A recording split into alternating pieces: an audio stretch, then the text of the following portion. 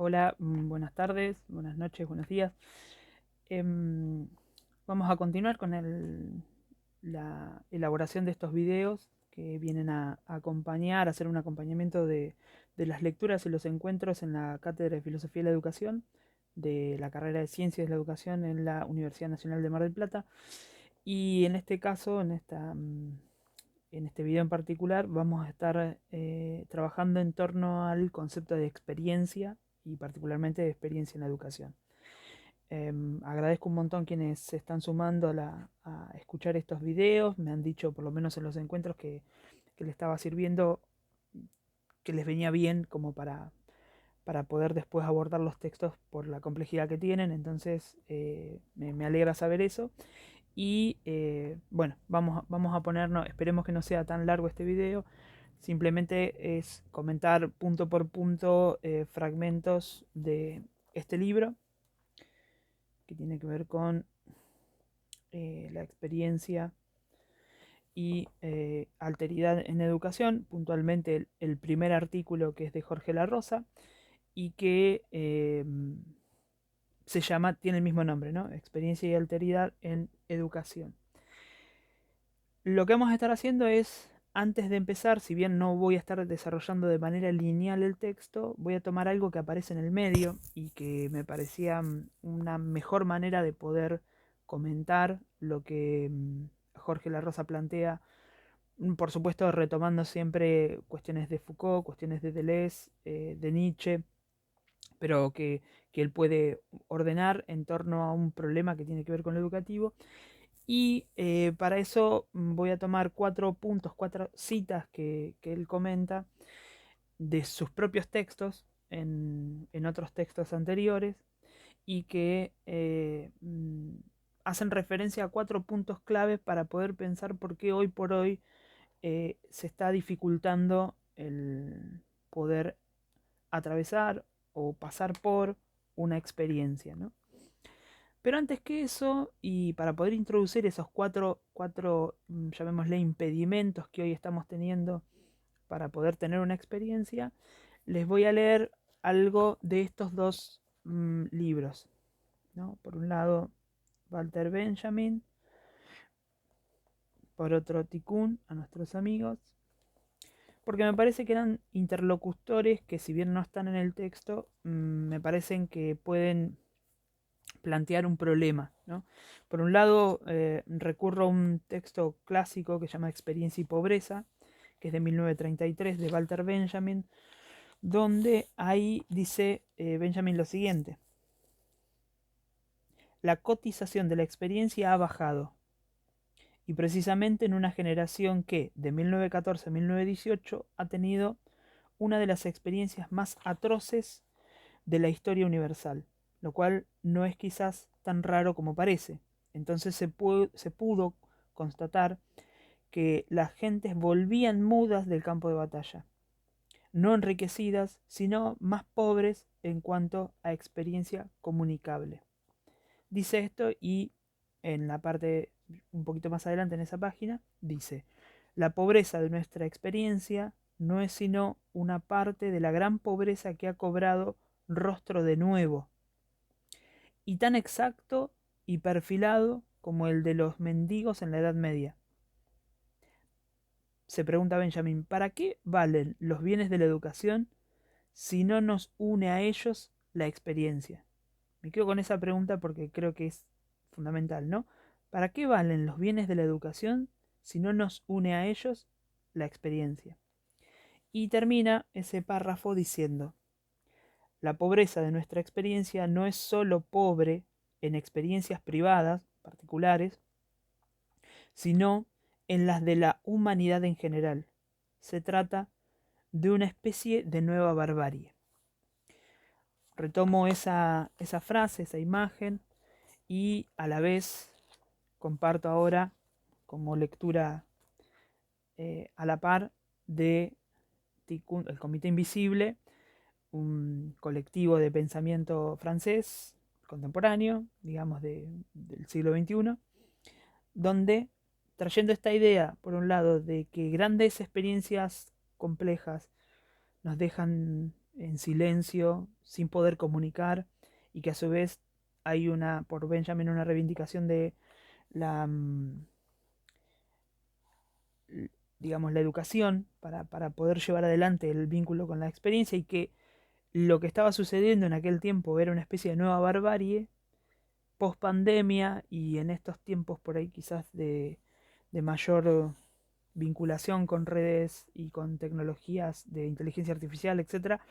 Vengo a leer este fragmento de A nuestros amigos, un texto que editó la querida editorial GEC en el año 2015, pero que el texto viene de un poco antes. No tengo la fecha justa, pero, pero que editaron en el 2015. Dice Tikkun en la página 82, por si la quieren ir a revisar, a buscar en esta edición, dice: ha hecho falta que todo tipo de pantallas se interpongan entre nosotros y el modo para restituirnos por medio del contraste, el incomparable tornasol del mundo sensible, el asombro ante lo que está ahí. Ha hecho falta que centenas de amigos a los que no les importamos un carajo nos me gusteen en Facebook para después ridiculizarnos mejor, para que recuperemos el viejo gusto por la amistad.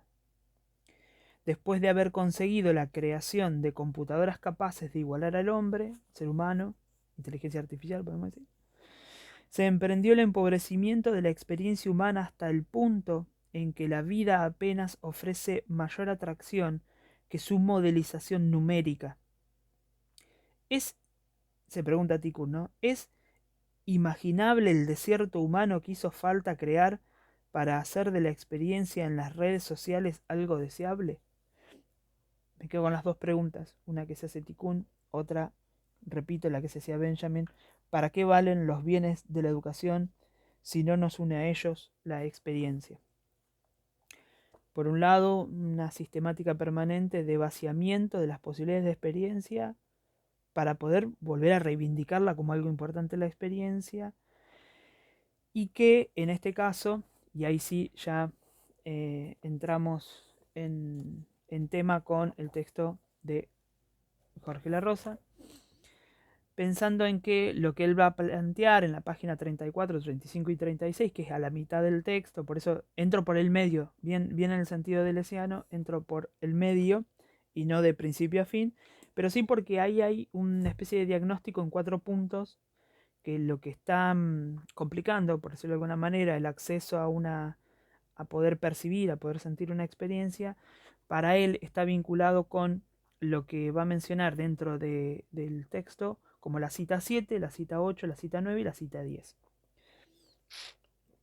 Va a decir lo siguiente: en la cita 9, no en la 7, o sea, en la 9 dice, que es el tercer punto que él marca: la experiencia es cada vez más rara por falta de tiempo.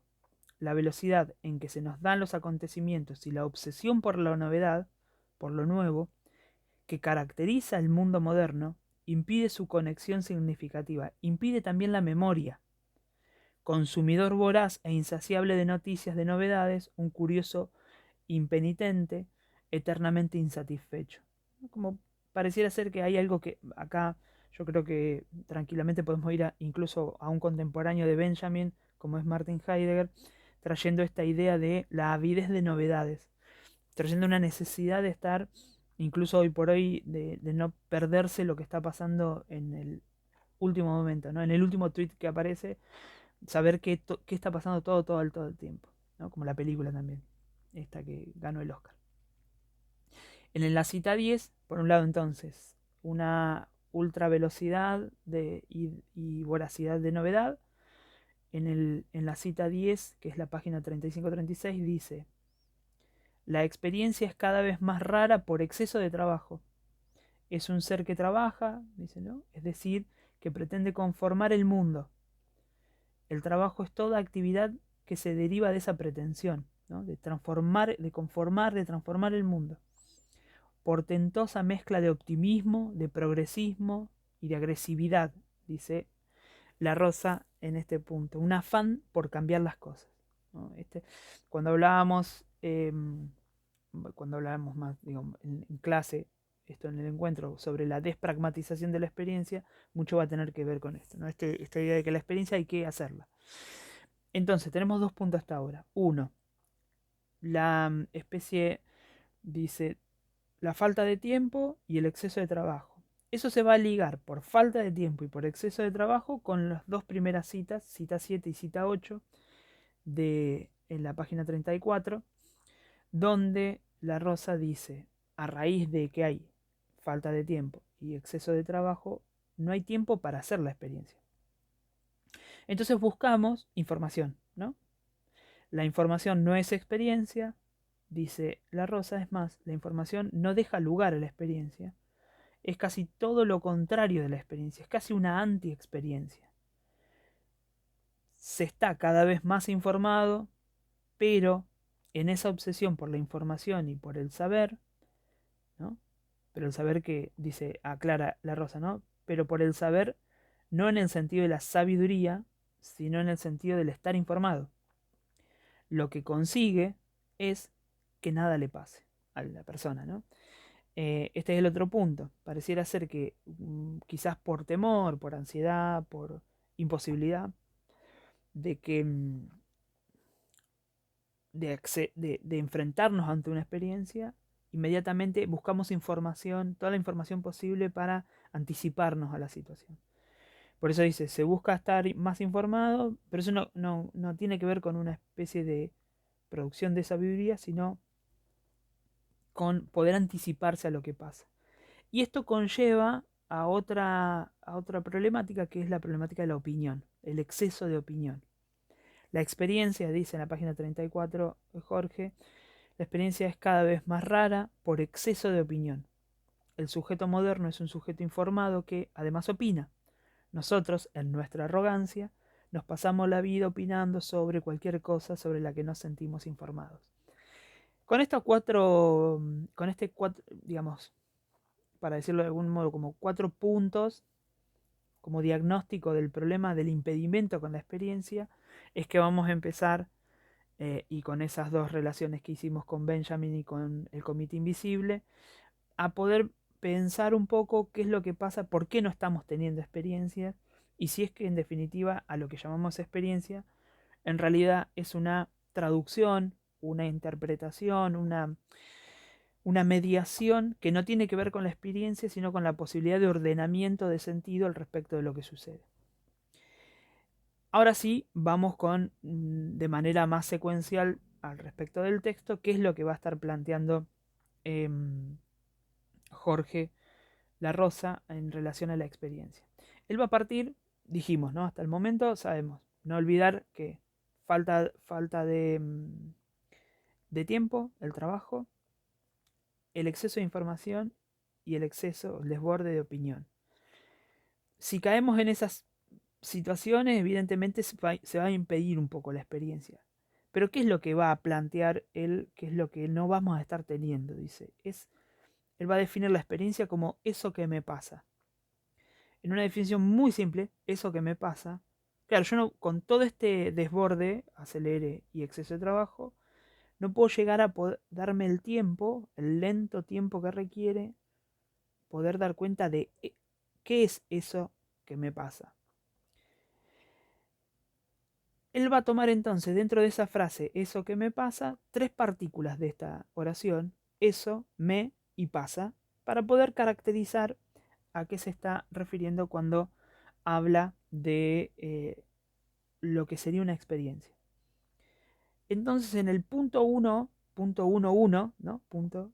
Sería 1.1, que se titula Exterioridad, Alteridad y Alienación, él va a decir que el eso, del eso que me pasa, supone que hay algo que está aconteciendo, pero que eso que está aconteciendo, puedo dar cuenta de que eso que está pasando, el eso, es algo que no soy yo.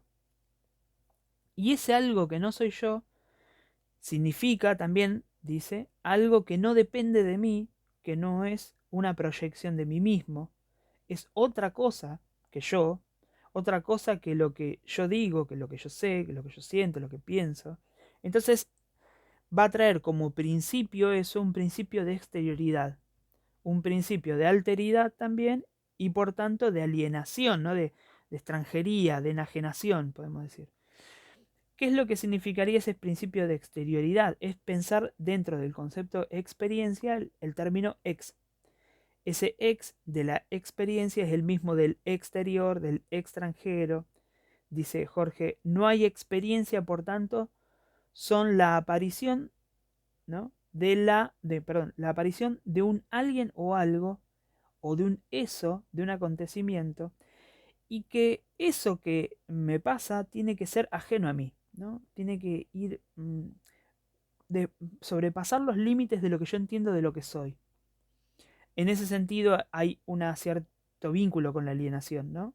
Es ajeno a mí, está más allá de mí, y que lo que podemos llegar a decir incluso que ese más allá de mí, en un sentido Foucaultiano, incluso por el mismo plegamiento, podría ser aquello que yo desconozco de mí, que yace y que está en mí, que sería como un pliegue del afuera, y ese afuera pensado como una interioridad que está afuera. Bueno, esto en un ratito por ahí lo podemos plantear si es que llegamos a hablar un poquito de Foucault en relación a eso.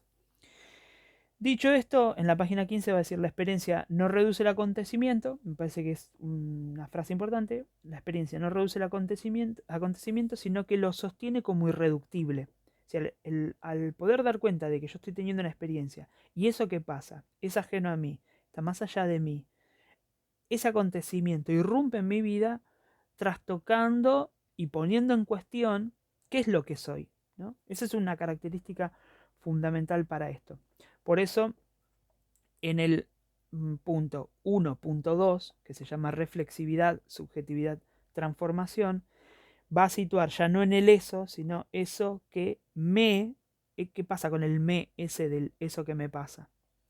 En el me, dice Jorge, es la experiencia, supone lo que hemos visto ya, que algo que no soy yo, un acontecimiento, eso que pasa, supone también que algo me pasa a mí, ¿no? Esto que decíamos, inmediatamente cuando yo percibo que algo está pasando y que eso que está pasando, eso es ajeno a mí, está fuera de mí, pone y tensiona los límites de lo que soy, hay un movimiento de reflexividad donde me autopercibo, por decirlo de algún modo, donde lo subjetivo y doy cuenta de que, bueno, eso me está pasando a mí, ¿no? Evidentemente está tensionándome a mí y me está pasando ahora. Dice, si le llamo principio de reflexividad es porque ese me de lo que me pasa es un pronombre reflexivo. Podríamos decir, por tanto, que la experiencia es un movimiento de ida y vuelta. Dice en la página 16, se trata de un sujeto abierto, sensible, vulnerable, expuesto, de ahí el principio de subjetividad, es decir, un principio que también se vincula al de transformación. Por tanto, pareciera ser que una experiencia en la que damos cuenta de que hay algo que es más allá de mí y que me tensiona, inmediatamente vamos a tender a flexibilizar, a abrir, sensibilizar, vulnerabilizar o exponernos como sujetos o sujetes o sujetas y en ese punto hay siempre un mínimo de transformación inevitable que aparece en esa apertura. Esto lleva en la página 17 a poder decir que toda experiencia que me forma me transforma, ¿no? Estar siempre en ese vínculo. Dice Jorge en este punto: el sujeto de la experiencia no sea el sujeto del saber o el sujeto del poder o el sujeto del querer, sino el sujeto de la formación y la transformación. Por decirlo de algún modo, no importa lo que yo pueda hacer o saber, sino que en una experiencia hay una forma, hay algo que se está formando y eso que se está formando me está transformando. ¿Sí? A ver, un segundo. Bien. Seguimos. Ahí está. En el punto 1.3, que sería la tercera partecita de esta frase, eso que me pasa, en el pasa, dijimos eso me pasa, ¿no? Sería el movimiento. Ese pasaje, dice que el título del apartado es Pasaje, pasión. Eso que me pasa, me está pasando en el sentido de que es un pasaje, un recorrido, que inevitablemente yo tengo que salirme de mí, y ahí la exterioridad para dar cuenta del pasar por la experiencia, ¿no? No hacerla, ni atraparla, ni tenerla, sino por las experiencias se pasa. Y ese pasar, digamos, es el tránsito por el acontecimiento. Y un acontecimiento que inevitablemente es, según lo que dice Jorge La Rosa, es una aventura, es un riesgo y por tanto un peligro porque involucra transformación de lo que tranquila y cómodamente somos, ¿no? O entendemos que somos. Dice Jorge en la página 17, si la experiencia es eso que me pasa, el sujeto de la experiencia es como un territorio de paso, una superficie de sensibilidad.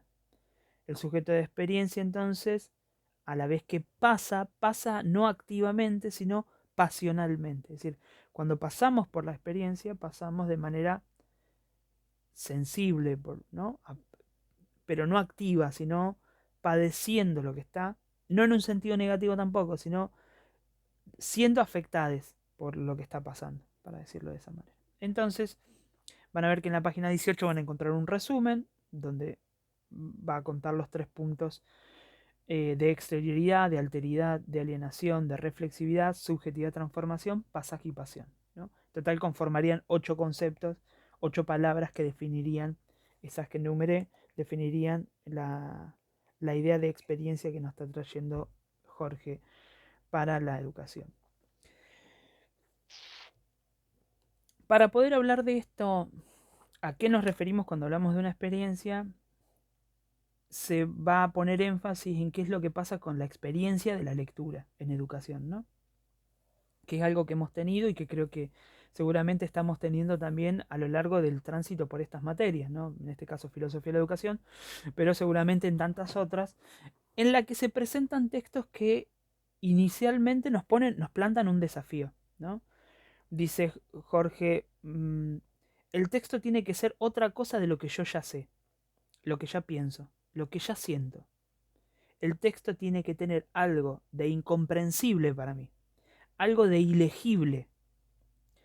No, no es, o sea, no importa cuál sea el libro, sino que lo que importa para tener una experiencia es qué es lo que nos pase con su lectura, ¿no?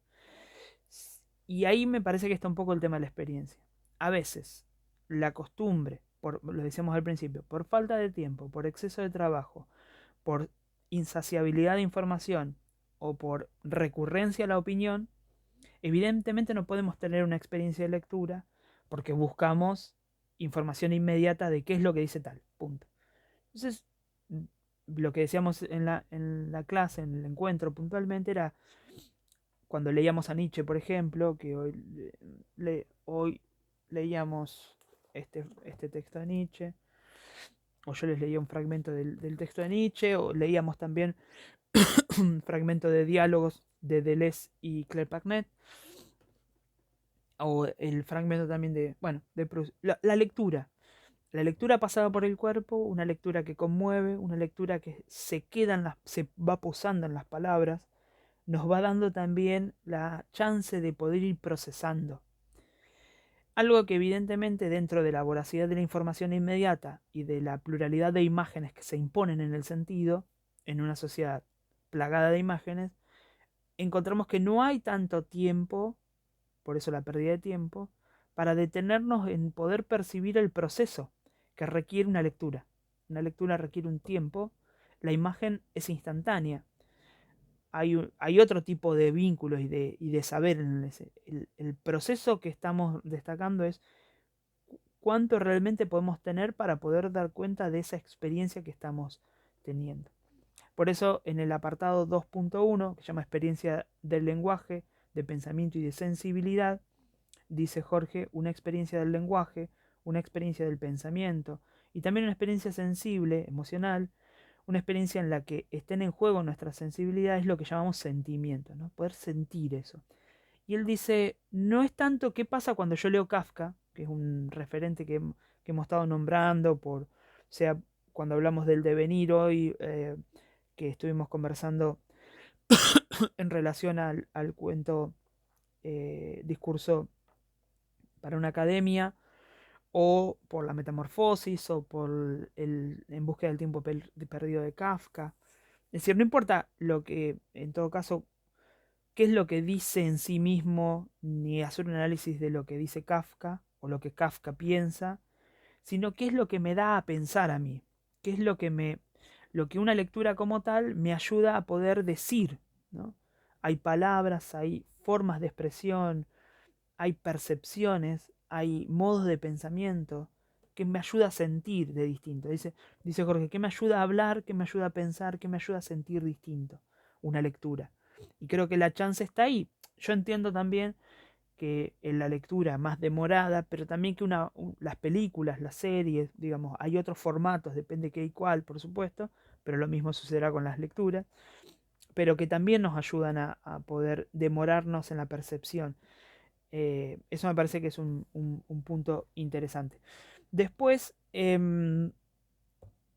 va a mencionar en el punto 3 una primera lectura complementaria en la que va a destacar lo siguiente en la página 22, ¿no? Pensar la lectura como formación implica pensarla como una actividad que tiene que ver con la subjetividad del lector. Algo que nos forma, o nos deforma, o nos transforma, ¿no? Esto es lo que veníamos diciendo. En la cita 2, que está en la página 23 y 24, va a estar haciendo referencia un poquito a lo que charlábamos cuando hablábamos de Walter Benjamin, por la pobreza de experiencia, porque dice en la página 24, consumimos libros y obras de arte, pero no siempre como espectadores, pero siempre como espectadores o tratando de conseguir un goce intrascendente o instantáneo. Dice Jorge, sabemos muchas cosas, pero nosotros mismos no cambiamos con lo que sabemos.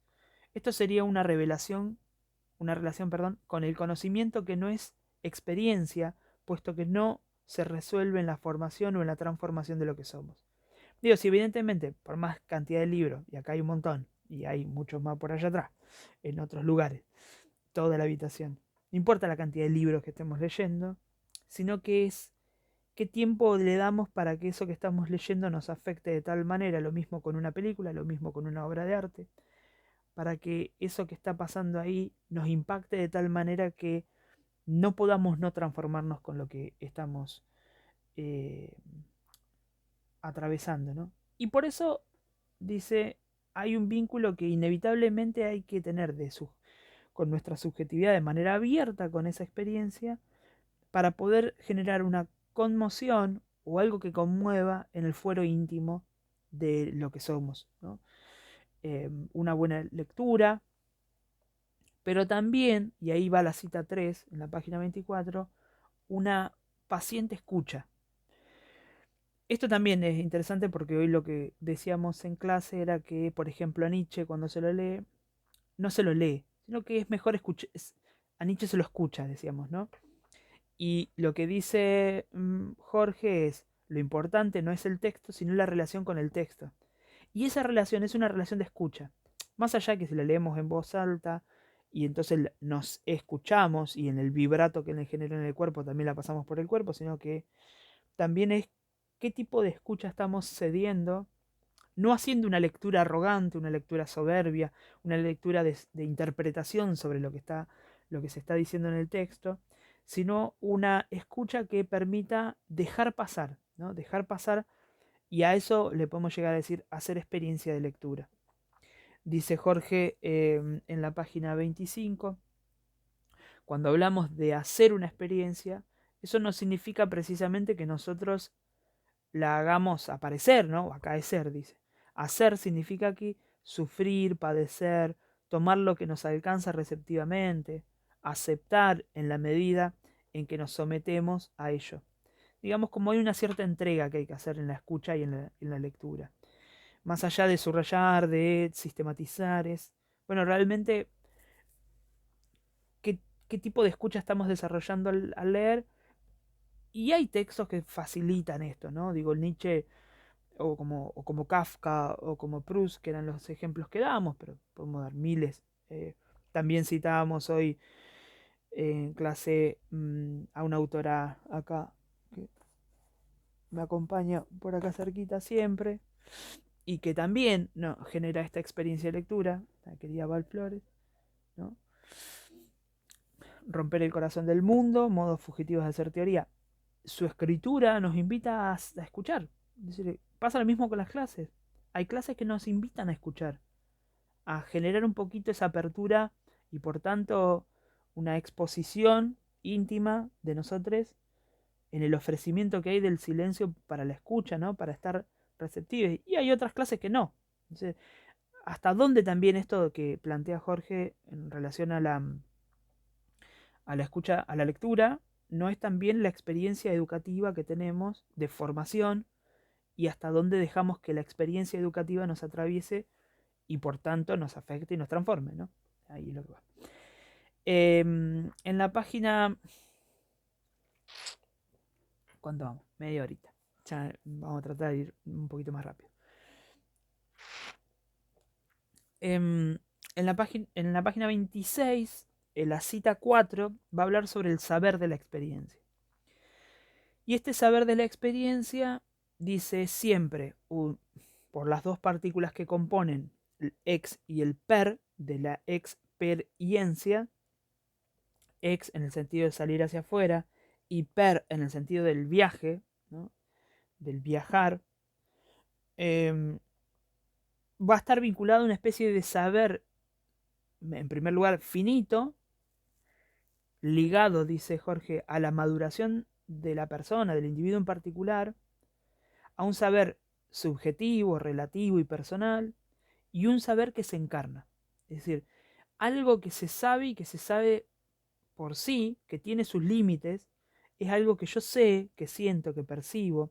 Por tanto, es un saber que está profundamente enraizado en nuestra sensibilidad, por la captación y la transformación que nos genera, y es un saber por ese motivo, un saber ético-estético, ¿no?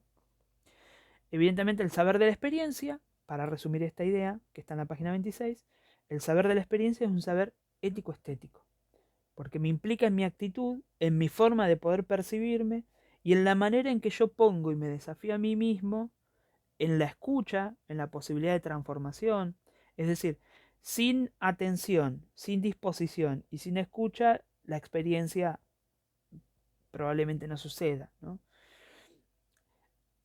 Si esto se entiende, va a estar vinculado, decíamos, con la ética en un sentido de la manera, como lo decíamos en los teóricos también, el modo de conducirse, y con una estética en el sentido de qué tipo de estilo nos estamos dando para ese modo de conducirnos. En la cita 5 de la misma página 26 y en la página 27 va a destacar algo que también nos resulta súper importante, que es que a nivel histórico la experiencia en filosofía es muy antigua porque viene incluso de las problemáticas que ha traído Platón en relación a cómo la experiencia es un saber menor en relación a la ciencia, pero que sí, a partir de la ciencia moderna, sobre todo del siglo XVI en adelante, más siglo XVII en adelante, esta forma de poder decir ciencia experimental y la experiencia pensada como un experimento, lo que ha hecho en algún sentido es empirizar la experiencia, ¿no? Y sobre todo que bajo la experiencia en el sentido científico y empírico va a estar dada en función de una cierta planificación técnica de las condiciones que deben generarse para que una experiencia pueda ser válida. Lo que está destacando en la página 27, 26-27, Jorge, con esta cita quinta, es que la experiencia de la lectura va mucho más allá de eso, ¿no? Que una experiencia de lectura no tiene que tener unas condiciones específicas, sino que al contrario es una experiencia de pluralidad. Por tanto, en la cita 6 va a sumarle eso, que esa experiencia de pluralidad tiene que ser una interpretación no totalizante. Es una interpretación, por decirlo de alguna manera, yo como docente no puedo pretender saber todo lo que el texto dice, ni tener la verdad sobre el texto, ni transmitir a los estudiantes un saber que yo ya tengo. En realidad, dice Jorge, y esto coincidimos, y creo que eso es bien Foucaultiano y bien deleuziano, lo que estamos compartiendo en relación a las lecturas es un estilo de escucha que yo tengo, o sea, enseñaríamos en algún sentido de cómo yo escucho estos textos, cómo yo me abro ante Tikkun, Benjamin, Valflores, ¿no? Cómo yo me abro a eso y qué tipo de inquietudes a mí me genera.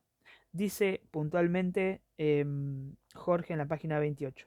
Mostrar una experiencia no es enseñar el modo como uno se ha apropiado del texto, sino cómo se le ha escuchado, de qué manera uno se ha abierto a lo que el texto tiene que decir. Mostrar una experiencia es mostrar una inquietud. Lo que el profesor transmite, entonces, es su escucha, su apertura, su inquietud. Me parece que eso es una buena manera para plantear esta cuestión de que en realidad la experiencia de la lectura eh, no es empírica, ¿no? Por eso decíamos, hay que desempirizar la lectura, es decir, no está dada en unas condiciones específicas, aunque se den las condiciones, pero no hay condiciones ideales para la lectura y para la comprensión del texto, porque esa comprensión no es unívoca, sino que es plural, ¿no? En la página 28 van a encontrar esto que estoy diciendo de desempirizar.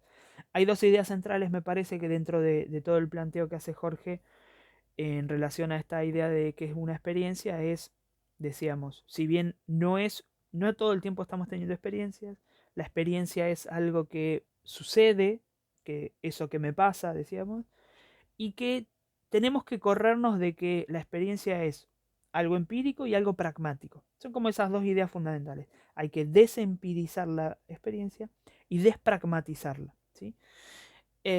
Ahora voy un cachito con esa idea de despragmatizarla.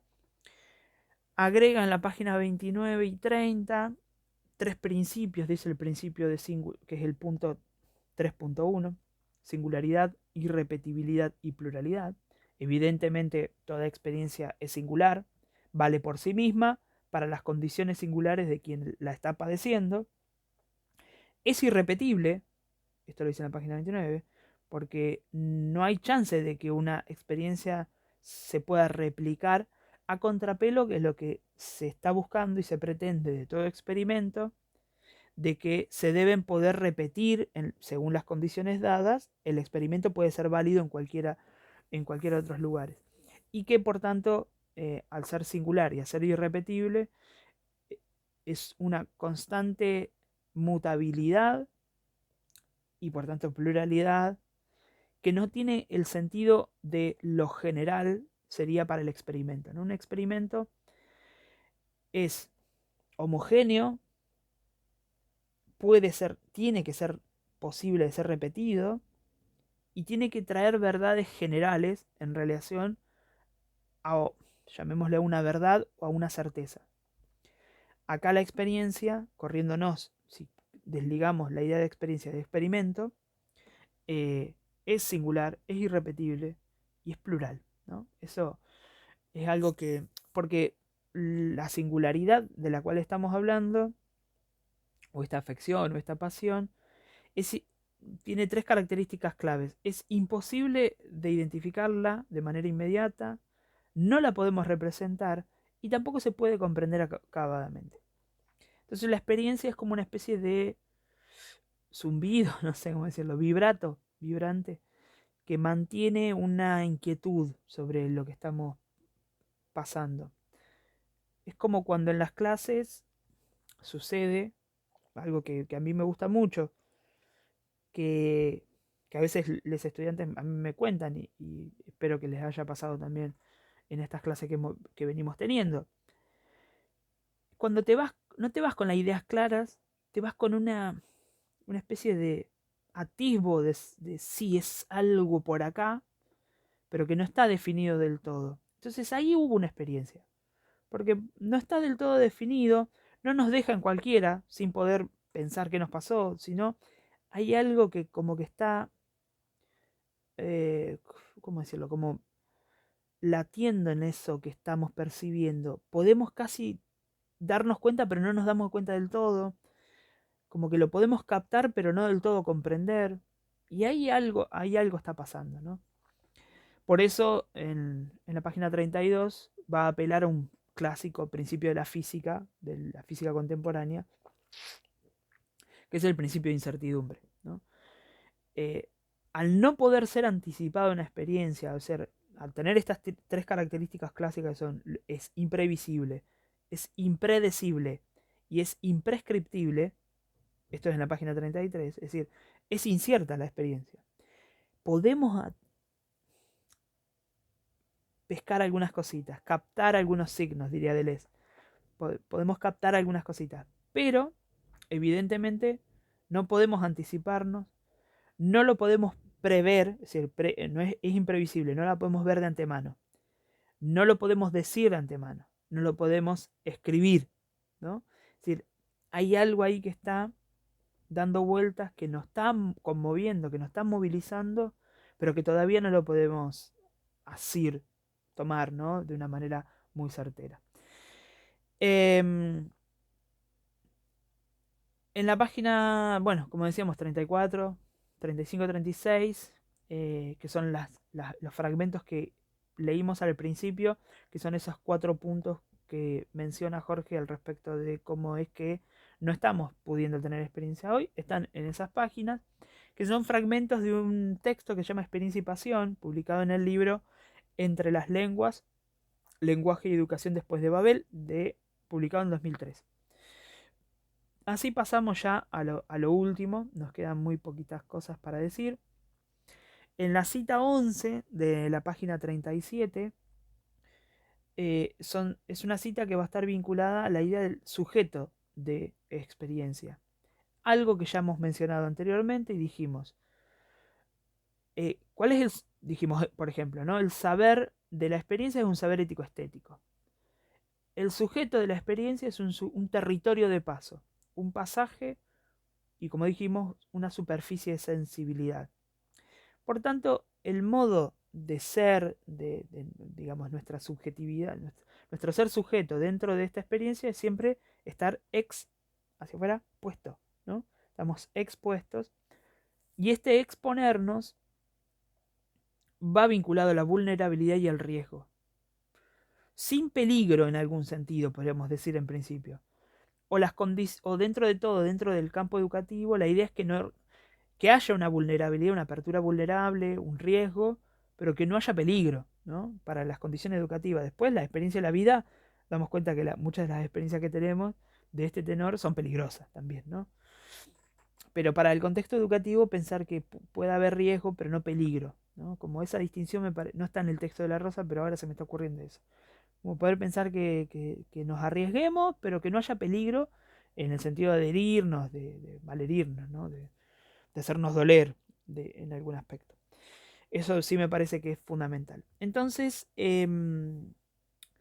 decir esto porque, por ejemplo, pienso, esto es puntualmente para las personas que estuvieron cursando conmigo, cuando hicimos las prácticas psicodramáticas, donde recurrimos a hablar de nosotros en una situación específica, acorde a una propuesta que les había hecho, hubo una exposición de sí, ¿no? Y muchas personas expusieron de sí, ¿no? Y eso fue un gesto de apertura de la vulnerabilidad, como diría Butler, a la cual estamos compartiendo nuestra vulnerabilidad, ¿no? Y, y hay un riesgo ahí también, una puesta en riesgo sin peligro, por supuesto. En la página 38 aparece la idea esta que les mencionaba, que decíamos de desempirizar y también de despragmatizar la experiencia, o la palabra experiencia, en el sentido en que en la historia del concepto, en la historia filosófica del concepto experiencia, se han ido adhiriendo estas cuestiones y, digamos, siglo XIX en adelante, la pragmática ha aparecido como una fuerza importante. Esto significa mucho, incluso ligado a la idea de praxis, ¿no? De la obligación de tener que hacerla la experiencia, de tener que impulsarla a uno o une a la experiencia. Entonces, lo que está marcando Jorge es que evidentemente la experiencia no sale de nosotros, justamente. Es un pasar por afuera de nosotros mismos y muchas veces no siempre deseada. Sucede. Entonces, al tener esta condición de padecimiento, el pragma, el hacer, queda un poco desdibujado, ¿no? O sea, no partiría de nosotros. Hay una especie de apertura que hacemos a tener experiencias, a pasar a hacer esas experiencias, pero no hacerlas por nuestra voluntad, sino que nos lanzamos o nos aproximamos o avanzamos a tener la experiencia sin saber lo que va a suceder, ¿no?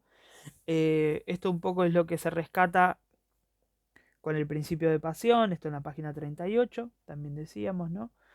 Eh, y llegando ya casi al final, en la cita 13, página 39 y 40, ahí van a poder encontrar lo que decía al respecto de cómo la filosofía clásica, a partir de Platón, la experiencia se ha tomado como una especie de saber menor del mundo de las apariencias, cómo en algún sentido se va a hacer esta gran división entre que el pensamiento racional está vinculado a la pureza y la experiencia siempre es algo impura, si es que no está pasada o tamizada por la higiénica condición de la razón.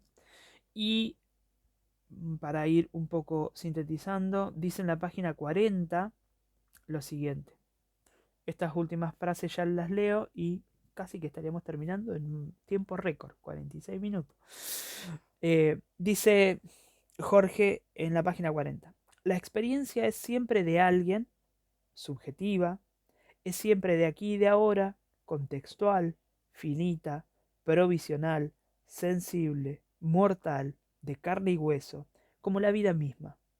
La experiencia tiene algo de opacidad, de oscuridad, de confusión de la vida, algo del desorden, de la indecisión de la vida. Lo primero que hay que hacer, me parece, es dignificar la experiencia, reivindicar la experiencia. Y eso supone dignificar y reivindicar todo aquello que tanto la filosofía como la ciencia tradicionalmente menosprecian y rechazan.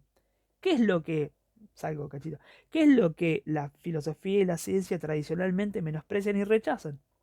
La subjetividad, la incertidumbre, la provisionalidad, el cuerpo, la fugacidad, la finitud, es decir, la vida, ¿no? Todo esto está en la página 40, me parece como un buen resumen, una buena síntesis, destacando lo provisional, lo sensible, lo mortal, el carácter de vulnerabilidad que aparece. Y algo que me parece que es interesante es decir, bueno, es una experiencia de opacidad, ¿no? De oscuridad, como dice Edward Glissant, que está ahí, un filósofo antillano, del derecho a la opacidad, es decir, hay algo que aparece a contrapelo de la luminosa e higiénica razón, que a veces nos clarifica algunos caminos, pero a veces se impone también, y que termina traduciendo, informando rápido, apurando la lentitud de la opacidad. La lentitud que tiene como cuando caminamos por la oscuridad, hay una diferencia, ¿no? Caminar por la oscuridad se camina con otro cuidado, con otra pisada. Y me parece que la experiencia va más por ese lado.